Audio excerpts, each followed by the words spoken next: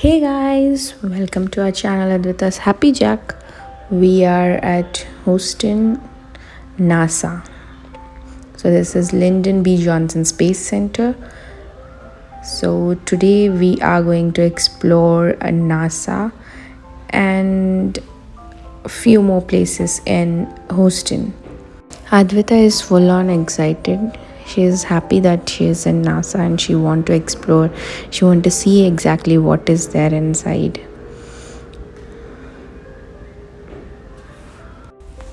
We went to NASA in Thanksgiving holidays, so it was a bit crowded. We booked online tickets and we booked for early morning 9 a.m. so that we can go and see the tram. So we missed the tram because we were late. We were late from Galveston because Advita was having too much of fun in the beaches and she was like having lots of fun there. So we reached at 10:30 a.m. So till that time the trams were full and we couldn't go to the tram. These tram tickets are not available online. We have to go there early and buy these tickets. If you are visiting NASA, make sure you are going early to get into the tram. This tram actually covers the whole NASA tour, which is in 1600 acres. So we missed that.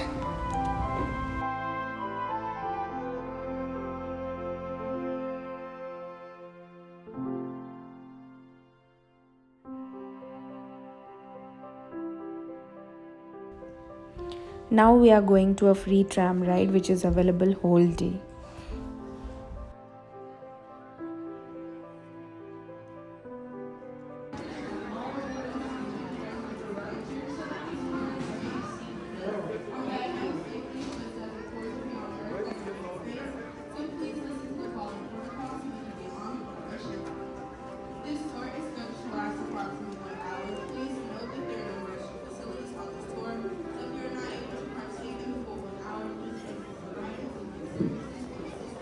For 50 years.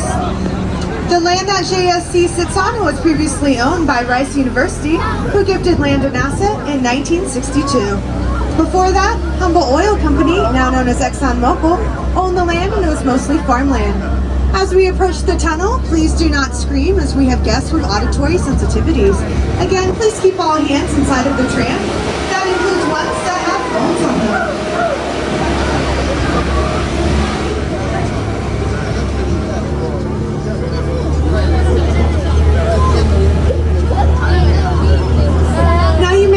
Deer and other wildlife on campus. That's because JSC is also a wildlife preserve with more than 250 deer living here, as well as other animals like rabbits, turtles, and even an alligator named Miko.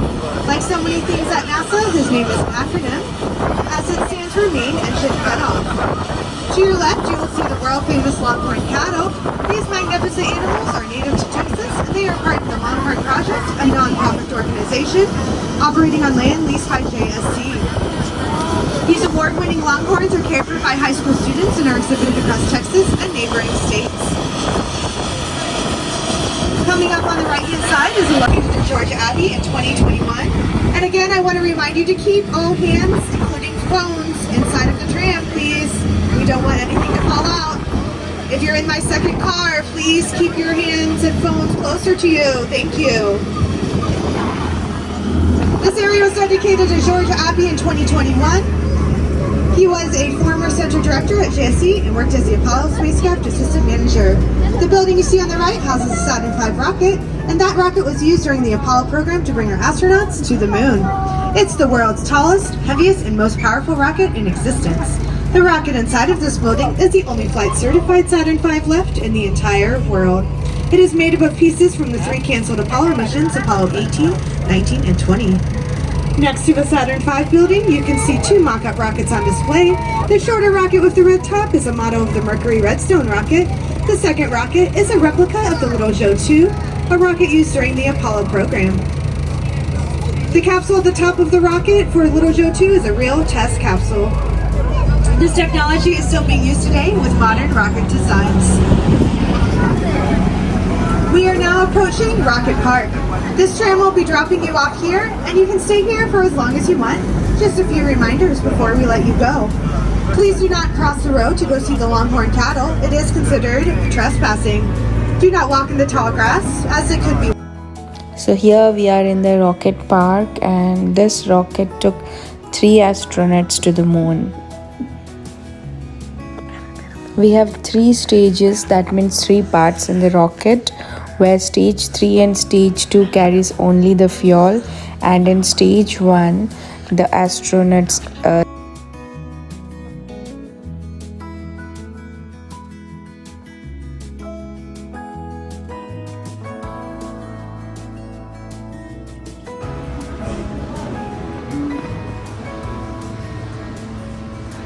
This rocket is designed to carry the astronauts to the moon.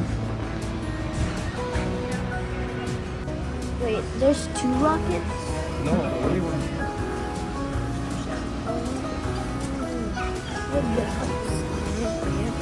ఇది కూడా ఊడిపోతుందంట. ఓ ఇది stage 2నా? ఎప్పటి నుంచి ఇందాక నుంచి ఇదంతా ఒకటే. So ఇది కూడా ఊడిపోతుంది, ఆ చిన్న రాకెట్ మాత్రం ఉంటుంది. ఉండే అందులో మనుషులు ఉంటారు, ముగ్గురు. అదే దాంట్లో మనుషులు ఉంటారు, అదే కదా. సో ఈ ముగ్గురు ఆస్ట్రోనట్స్ తీసుకుపోవడానికి ఇంత పెద్ద రాకెట్టా? ఇది కూడా మొత్తం ఫ్యూయల్, అది కూడా మొత్తం ఫ్యూయల్. ఆ చిన్న దాంట్లో ముగ్గురు ఆస్ట్రోనట్స్ ఉంటారు. ముగ్గురు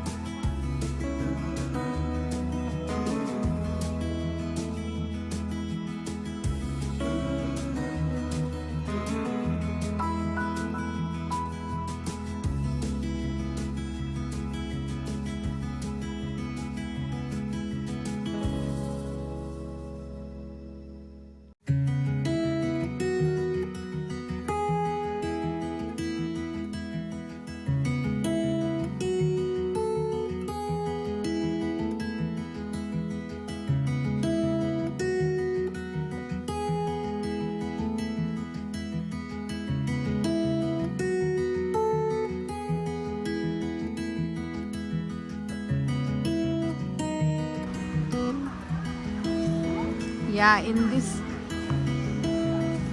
no, not engines, the door, I don't know how inside it looks, but no.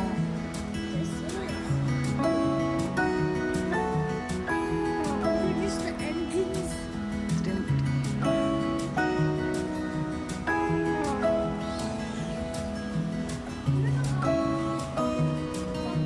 Um,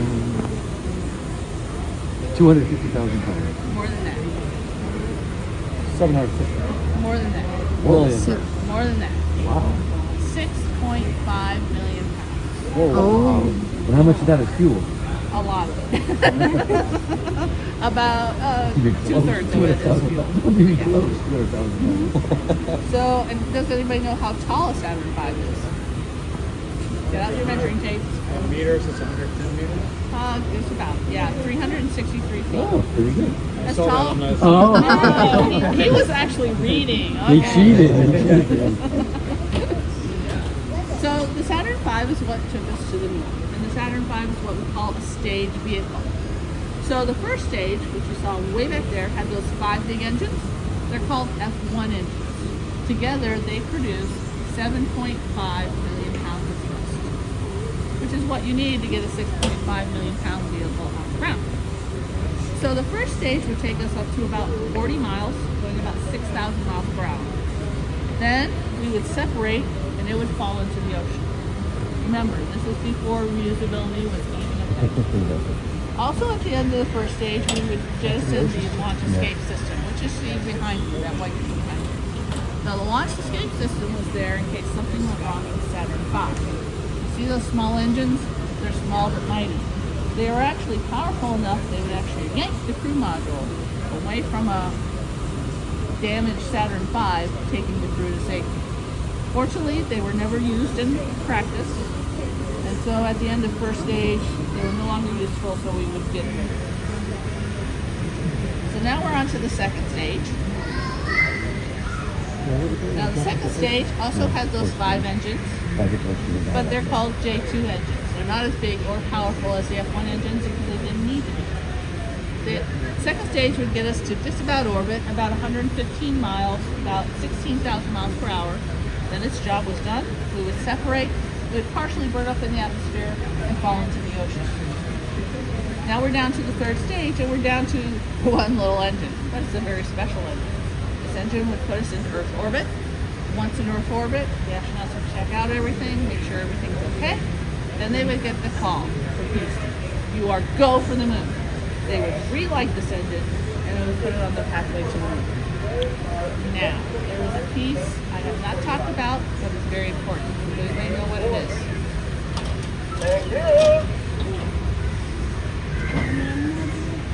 No, but that's a very important part too. The lunar lander. The lander. The lander. How are you going to land on the moon without a lander? Does anybody know where the lander is? Right about about this part. Nope, not there. And like this part. Yes, exactly. It's in the white part. You were close. You can see that white part behind you. That's where we the lander. Now, how are we going to get it out? They were very clever. They would actually separate, move away. The panels would open like the petals of a flower. And you can see where the seams are. They turn around, come back, stop, pull out the lander, and this is actually what goes to the moon. So what happens to this third stage? This third stage is following us. We do not like tailgaters. What do we do with it? Well, the first couple missions, they actually put it into heliocentric orbit, which is the large orbit around the sun. Later missions, they deliberately crashed it into the lunar surface. Why would you do that? The Russians didn't get it. No, they could get it if they want to. Science. Now, you gotta remember, late 60s, early 70s, we really didn't know anything about the moon, especially the interior. So some of the instruments they put down on the first mission are seismograph. Everybody know what a seismograph is? I should have. Yeah, here on Earth, they measure earthquakes. And scientists take those instruments, information, and figure out what the interior of the Earth is like. Well, we wanted to know what the interior of the moon was like, so we put down seismographs, and we knew the moon had moonquakes.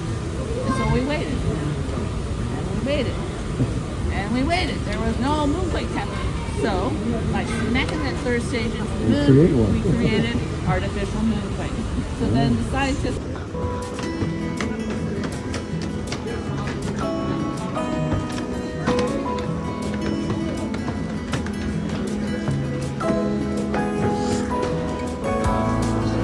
ఇది కాదా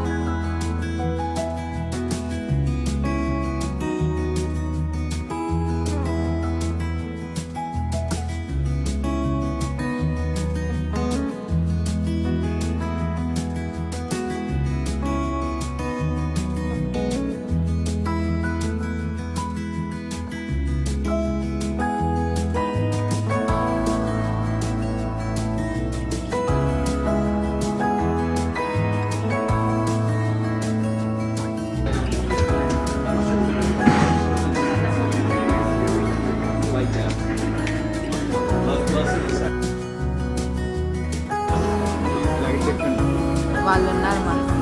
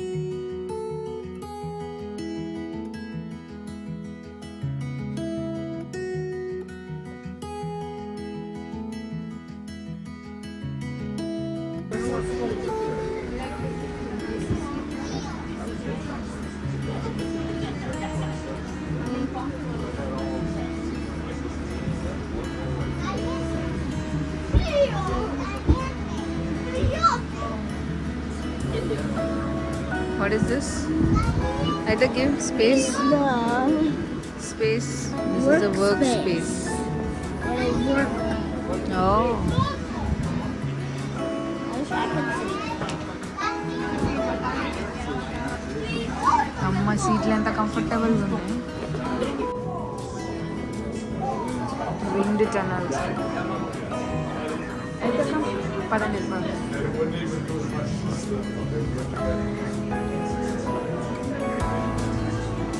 అయితే చేయబట్టుకోండి. అయితే తొందరగా వెళ్ళిపోదాం.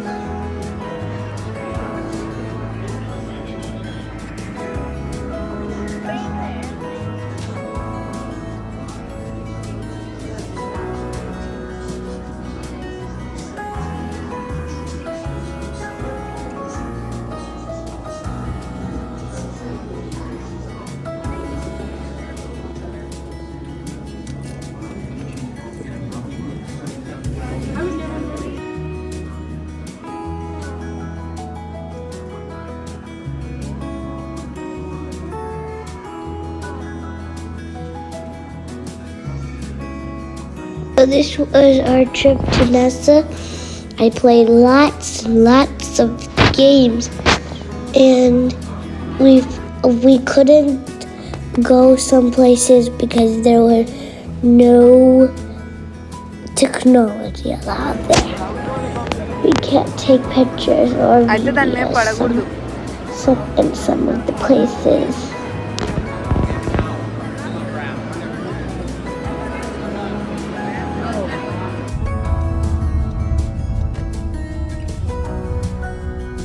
This is the There's an object on road ahead. Turn right onto WATERWALL.